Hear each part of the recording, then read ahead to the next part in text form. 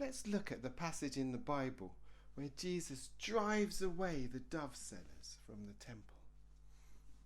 This is in Matthew chapter 21, verse 12. Why were doves being sold in the temple? Historically, at the time, animals were sold in the temple for the purpose of people going to sacrifice them, to kill them as part of the religious ceremony. But Jesus drove these sellers away. He didn't want this. He didn't want them to be sold to be killed. He drove the sellers away. So let's look why. Why did he do this if it was part of the religious ceremony of the temple? So we can have two interpretations. The first one is that he cared about the animals, the rights of the animals, the lives of the doves, and he didn't want them killed unnecessarily.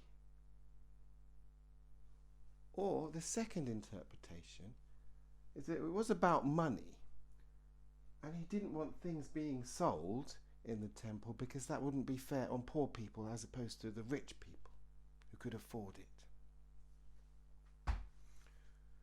So what does Jesus say about other lives? He says, love one's neighbour as oneself. He said he's come as the Son of the Creator of life itself, and to save and to create eternal life. What does he say about money? He says it's easier for a camel to pass through the eye of a needle than for a rich man to enter the kingdom of heaven.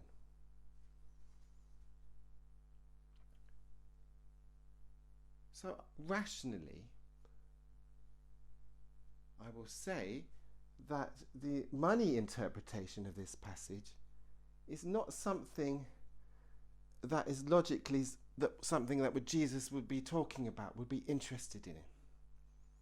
And the more reasonable interpretation of this passage is that Jesus cared about the animals and didn't want them killed. So when we look at the life of Jesus, we can see that Jesus is actually saying as well that it's not necessary to kill animals. Whether or not this has come through into our society today. And have a look at other interpretations of this passage with this logic in mind.